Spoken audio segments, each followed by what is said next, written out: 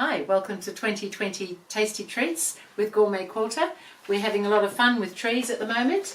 We're making a bit of a forest. We've got 20 trees to make. We've already done 11. We've just did the apple tree last.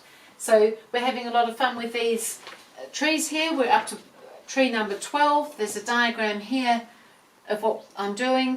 There's also a diagram on the website on GourmetQuilter.com under 2020 Tasty Treats. So each day we're doing a different tree and with a video, and it's a lot of fun. So if you've registered to receive the pattern, it's going to look like this. This is kind of like a box tree. I don't know how else to describe it. It's a little bit square looking, but it's kind of fun. So I've gone ahead, I've done all the tracing, I've cut everything out. So now I just need to position everything. So I just need to pull my fusible web paper off the back. I'm using steamer seam, so it's a little bit adhesive, so it'll sit where I put it until I iron it, in which case then it will stay where I put it. So I'm just going to position that on the background. Now we are going to lose 1/4 inch all the way around, so you might want to take that into consideration when you're positioning things. Only 2 pieces, this wonderful box tree. And this is the tree trunk, which sits on top of the tree. And again, just keep an eye where you want to position that, but it's looking pretty good. These little branches out there, and I'm pretty happy with that sort of tree. It's an unusual tree, as I said, but I think it's been manicured rather beautifully. So I'm going to iron that in place. It's amazing how the mind tells us that that's a tree, really, when you think about it. We have great minds. So I'm using a stabilizer because I'm going to be free motion stitching, so I'm using a lightweight cotton batting behind to stitch through. That just holds everything really nicely. I just like to iron it to it. It's not fusible, but it just sits there nicely. And now, because we've only got relatively simple shapes here, we can do everything in one go when I'm free motioning.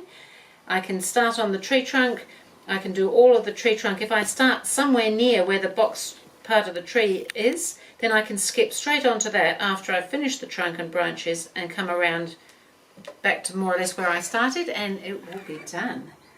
So I'm going to go ahead and start my tree trunk, and we'll have this tree stitched up in no time. So I'm just going to do this branch area first.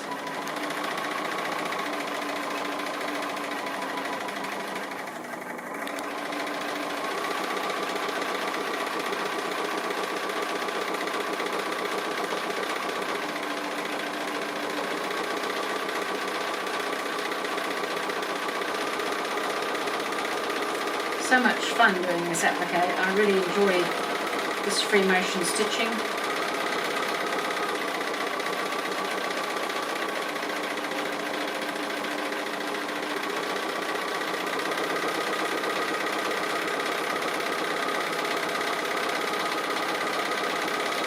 And we've already just about finished the branches. I'm on the last one. And then when I come down here to where the tree, I could go around the trunk, but I'm actually just going to skip onto the tree at this stage and go all the way around that and then finish off the trunk at the other end. So I might see you when I get to the other end. So I'm just coming up the last part of the tree trunk now, back to where I started, and that is our next tree done. So I'm just going to iron it, pop it up in the forest with the other trees, and that's tree 12 all finished. This forest is just looking wonderful. I'm really loving this forest. Hope you are too. And so that was it for tree number 12. We'll see you again for tree number 13. Thank you.